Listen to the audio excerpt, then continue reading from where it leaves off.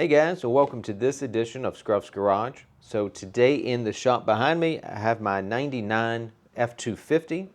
The project at hand, I've got multiple projects going today, but the one we're talking about at the moment is adding a backup camera. So I'm going to add a backup camera using this license plate frame style camera. To go with that, separate video, but I'm also installing a radio with a 7-inch screen. That way I've got somewhere to display the backup camera. General overview of the wiring for the backup camera. The backup camera, so if we look at the wiring lead coming off the back, there are two ports here.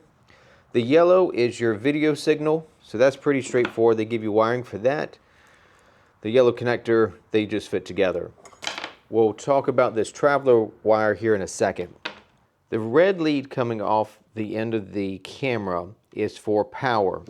So the other end of it plugs into this, and then coming off of that connector are two wires, a black and a red. That's power and ground. So the camera setup needs three signals. You need power, you need ground, and the truck needs to know when you're in reverse, or the camera needs to know when you're in reverse, so that your radio will automatically switch over to the backup camera.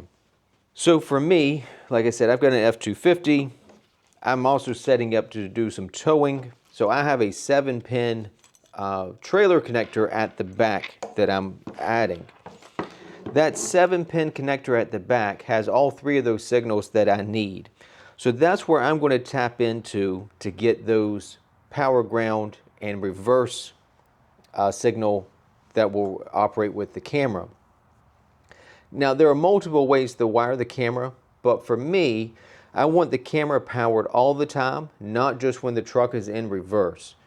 Sometimes that's handy if you want to check something on the trailer, if something's coming loose, whatever.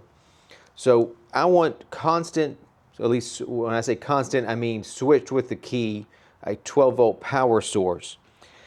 The 7-pin connector has that.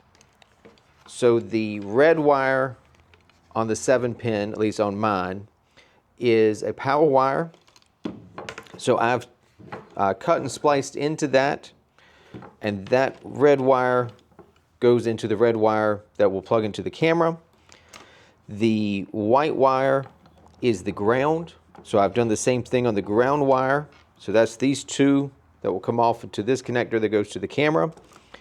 And then the black wire in the center of the wiring pack here is the reverse lights for the trailer.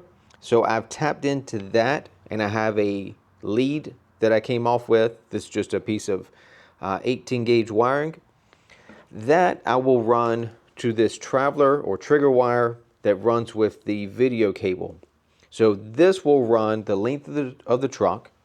So it goes from the camera all the way into the cab and will plug into the back of the radio. With that video wire is also this trigger wire. So that red wire runs continuously inside of this cable. So this end of it will get cut and spliced and soldered together. That's how it will know that the truck is in reverse.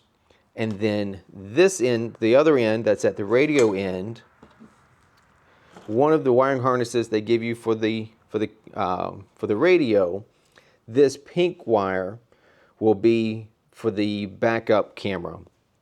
So this is a trigger wire. When this circuit gets energized, it'll automatically flip the radio over to the backup screen. So at the other end, these two will be cut and spliced together. So that's how I'm going to power the radio, or excuse me, power the backup camera and get my reverse signal up to the radio so it will automatically switch over. I chose not to use the camera that came with the radio that I bought. I could have, but I like the mounting style of this license plate bracket a little bit better.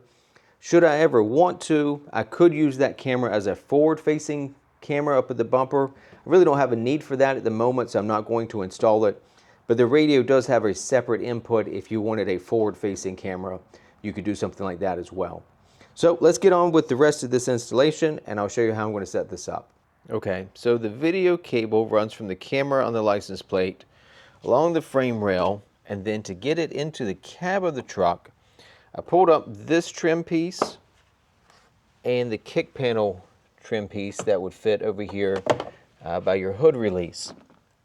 This trim piece just has the friction clips. This trim piece is the same way. There's a couple of those, and then there's a Christmas tree style that would go there. That will allow you to pull up the carpet, and if you see that grommet there,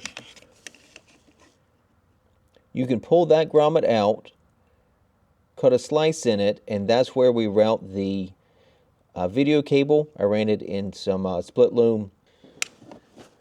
So from there, it comes up. You can see it there, and it runs up back behind the dash. So I wanted to be able to use my rear view camera to be able to check the trailer when I was driving. So what I had not anticipated is the radio doesn't have a button or an interface to get to the rear camera. So what I ended up doing, if I can see what I've got here, this is a splitter. So here's the video feed coming from our rear camera. Basically, we're going to split that signal and plug in both to the rear camera and the front camera. There is a video interface for the F-cam, that's the front camera. So if I hit that, then the rear camera comes up again.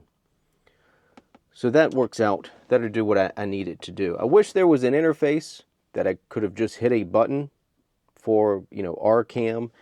I emailed the company about it a couple of times, but they did not have that functionality and didn't seem interested in developing it. So this was my workaround to have an interface so I could get to the rear camera even when I'm not in reverse. And this is what that looks like on the back of the camera. So that is our feed coming from the rear camera. That's a male-to-male adapter. If you found one of these with the female end, you wouldn't need that adapter. And then, like I said, it splits the video feed, and the white and red that you see there feed both the front and rear inputs to the radio, so it knows what to put up on the screen. One other detail that I hadn't fully considered when selecting this license plate frame mount was that the way that I have this wired, since the camera is powered all the time, this backup camera has some LEDs back here in the back, which are helpful, except they stay powered all the time. So even when you're driving forward at night, these are shining backwards into oncoming traffic. My simple solve for that was just to put a piece of electrical tape over them, and that seems to be holding up just fine. But keep that in mind if you select this particular license plate frame. You'd probably be better off finding one without those LEDs. It sees just fine at night, even without them, so I don't think they're really necessary. Of course, if you were wiring this so that this camera was only powered when you put the truck in reverse, say you picked up off of your tail lights, then those lights would only come on when you're in reverse, and so it wouldn't be an issue. So just something to keep in mind as you're planning this project. Okay, here's a look at the radio. I'll turn it on for you.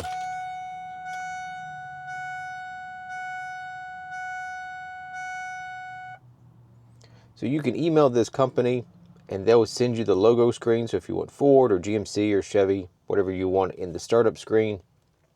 So I had them send me the Ford logo, and I'll put the truck in reverse so that you can see the backup camera. I think you can turn on and off the guiding lines if you like those or don't like those. So I hope this video helps. It's just a quick overview of some of the details if you're going to install a radio like this in your 99 F250 or similar truck. If you have any questions, feel free to post those in the comments below. I'll always answer anything that I can. And as always, thanks for tuning in to this edition of Scruff's Garage.